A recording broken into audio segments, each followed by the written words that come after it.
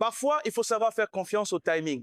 Si je prends le temps de sortir ce genre de vidéo avant une grande compétition, ce n'est jamais par hasard. Ce n'est pas pour remplir ni pour suivre une tendance. C'est parce qu'il y a des signaux des joueurs qui, à ce moment précis, sont à un carrefour. Et quand ces carrefours arrivent pendant une CAN, l'histoire peut très vite s'écrire.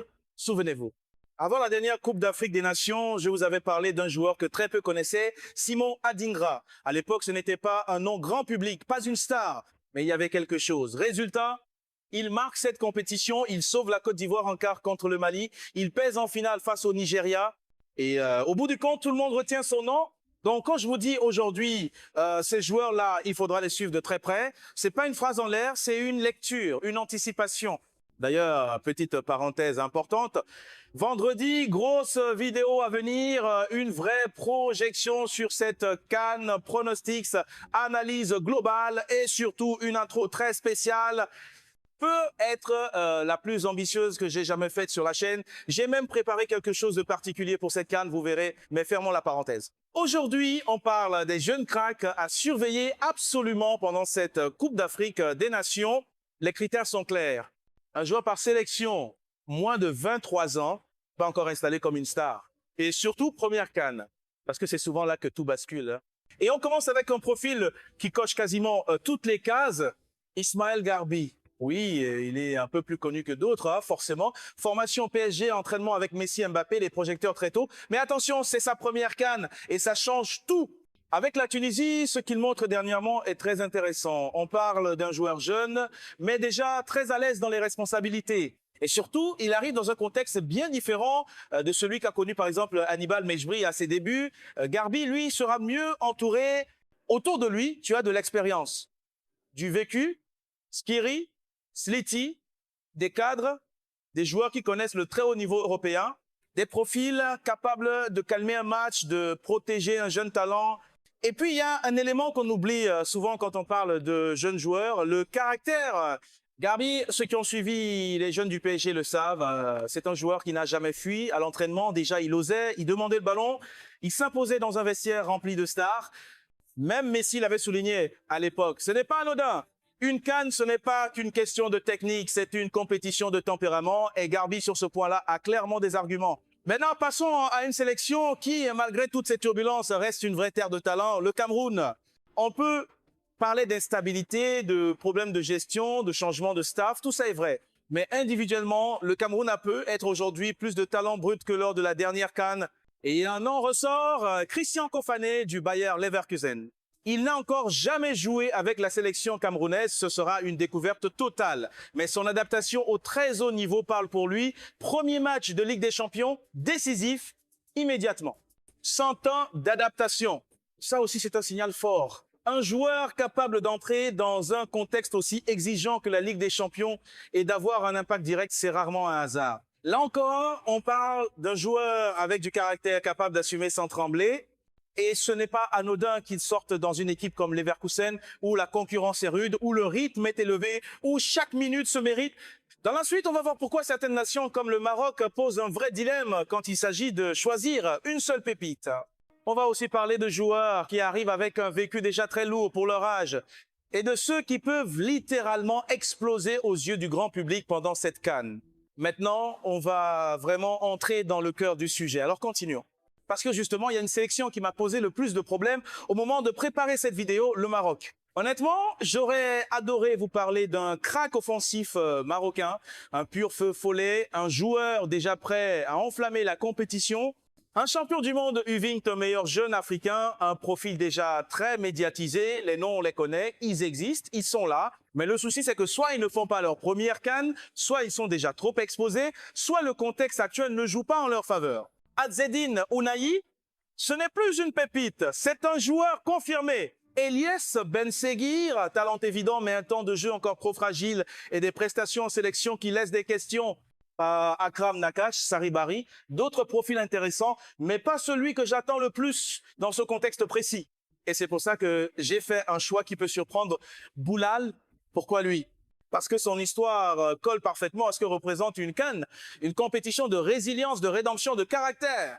Il a connu très tôt des moments difficiles, une finale perdue avec le Maroc Espoir, où il porte une part de responsabilité. Un début de saison compliqué en club, marqué par un carton rouge dès la première journée contre l'OM. Beaucoup auraient coulé, mais regardez ce qu'il fait derrière. La manière dont il se relève, dont il répond sur le terrain, c'est exactement ce que j'attends d'un joueur dans une CAN. À seulement 20 ans, il a déjà vécu plus de pression, plus de chocs émotionnels que certains joueurs de 24 ou 25 ans. Et surtout, il arrive dans un contexte très particulier au Stade Rennais. Cette équipe était en grande difficulté. Le projet Tangois, le coach était sur la sellette. Et progressivement, ce joueur-là devient un point d'ancrage.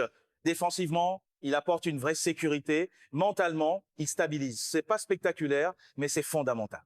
On me dit souvent, oui, mais il manque d'expérience. Mais l'expérience, ce n'est pas que le nombre de matchs. C'est ce que tu as vécu.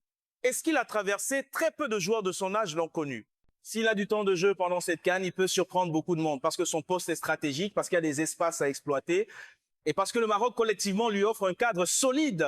Maintenant, passons à une autre sélection où le talent offensif ne manque pas, la RDC. Là aussi, plusieurs profils intéressants, mais celui que je retiens, c'est Noah Sadiki.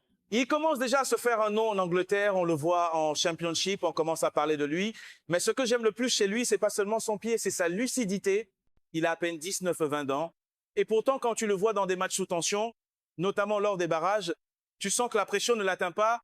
Séance de tir au but, il prend ses responsabilités. Après match tendu, contexte extrasportif compliqué, il répond calmement, posé, mature. Ça, c'est rare. Et pour une première CAN, ce genre de profil peut être précieux. Parce que ce sont souvent ces joueurs-là, silencieux mais constants, qui montent en puissance au fil de la compétition. Maintenant, on arrive à un cas qui fait quasiment l'unanimité, l'Algérie. Et là, pas de suspense. Quand on parle de jeunes cracks, d'impact immédiat, de transformation d'une équipe, Amin Maza s'impose naturellement.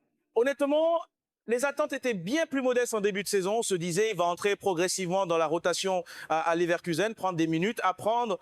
La réalité, il a explosé tous les scénarios. Il est décisif quasiment à chaque match. Bundesliga, Ligue des Champions, Coupe nationale, homme du match à répétition, influence totale sur le jeu.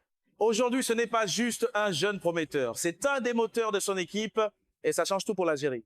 Parce que collectivement, il y a encore des incertitudes. Le staff, la cohérence du projet, l'adaptation au contexte africain, tout n'est pas clair. Mais quand tu as un joueur comme Maza, capable de créer quelque chose à partir de presque rien, tu as toujours une chance. Dans la suite, on va parler d'un joueur encore plus jeune, encore plus choquant dans son impact, peut être le coup de cœur africain absolu du moment. On va aussi terminer avec un profil très attendu du côté du Sénégal qui pourrait bien changer de dimension après cette CAN. Maintenant, on passe au très très lourd, parce que oui, là, on arrive sur le joueur.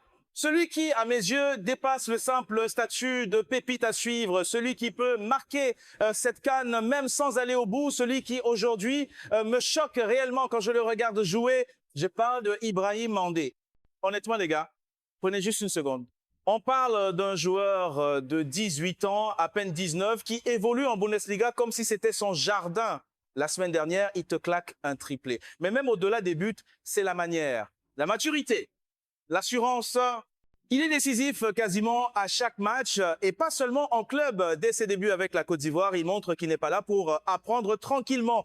Son match face au Kenya, c'est une démonstration de personnalité. Il demande le ballon, il tente, il assume. Techniquement, c'est très fort. Dribble, conduite de balle, variété dans les frappes. Physiquement, il est déjà prêt. Puissant, explosif. Et ce qui m'impressionne le plus, il frappe des deux pieds. Pourtant droitier, il marque énormément du gauche, souvent sur des frappes lointaines, hors surface, des buts de grande confiance. Ce ne sont pas des buts faciles, ce sont des buts de joueurs qui osent. Et quand tu vois que des clubs comme le Barça commencent déjà à s'intéresser à lui, ce n'est pas un hasard. En tant que supporter du Barça, honnêtement, ça ne m'a même pas surpris. Ce type de profil, ça saute aux yeux. Pour moi, s'il n'y avait qu'un seul joueur à suivre pendant cette CAN, ce serait lui. Pas parce qu'il va forcément tout casser, attention aux certitudes, mais parce que il a tous les ingrédients pour marquer les esprits. Maintenant, pour finir, parlons du Sénégal. À la base, j'aurais voulu vous parler de Sadio Sané, mais malheureusement, vous avez vu ce qui s'est passé. Blessure, forfait pour la CAN, frustrant, parce que c'était un profil parfait pour ce genre de vidéo. Du coup, on se tourne vers un joueur plus connu du grand public, mais qui reste, à mes yeux, un futur très très grand. Ibrahim Baye. Il commence à prendre de plus en plus de place au PSG. Son temps de jeu augmente. Il enchaîne les performances solides. Son match contre le Barça a clairement marqué les esprits. Mais ce qui est intéressant, c'est la continuité. Il ne disparaît pas après un bon match. Il confirme, il enchaîne. Regardez ses dernières sorties. Des passes décisives. Son premier but en Ligue 1 cette saison. Une vraie influence quand il est sur le terrain. Et en sélection, c'est encore plus frappant. Premier match avec le Sénégal, doublé. Ce genre de début, ce n'est jamais anodin. Et quand un coach comme Luis Enrique dit ouvertement que après la CAN, ce joueur aura un rôle important, qu'il deviendra un élément majeur de l'équipe parisienne, il faut écouter. C'est pas un discours en l'air, c'est une projection réfléchie. Pour le Sénégal, c'est un profil parfait, capable de faire des différences, mais aussi de s'inscrire dans un collectif déjà très structuré. S'il arrive en confiance, s'il trouve rapidement du rythme, il peut clairement changer de dimension pendant cette compétition. Voilà. Ça résume les joueurs que j'attends le plus sur cette CAN. Des profils jeunes, parfois encore discrets, mais avec un point commun, le caractère. Ce sont des joueurs qui ne se cachent pas. Des joueurs qui peuvent profiter de cette scène pour franchir un cap. Maintenant, j'ai envie de vous entendre. Dites-moi en commentaire. Quel joueur vous auriez cité? Qui, selon vous, peut exploser pendant cette CAN? Et sur qui vous avez le plus d'attentes. Et surtout, ne ratez pas la vidéo de vendredi. Grosse projection, gros pronostic et une intro très spéciale. On se retrouve très vite les frères. Prenez soin de vous. Avant de se quitter, je veux quand même poser un cadre important. Parce que dans ce genre de vidéo, il y a toujours un risque, celui de transformer l'analyse en certitude. Et le football, surtout en Coupe d'Afrique des Nations, ne fonctionne jamais comme ça. Une CAN, ce n'est pas une compétition logique.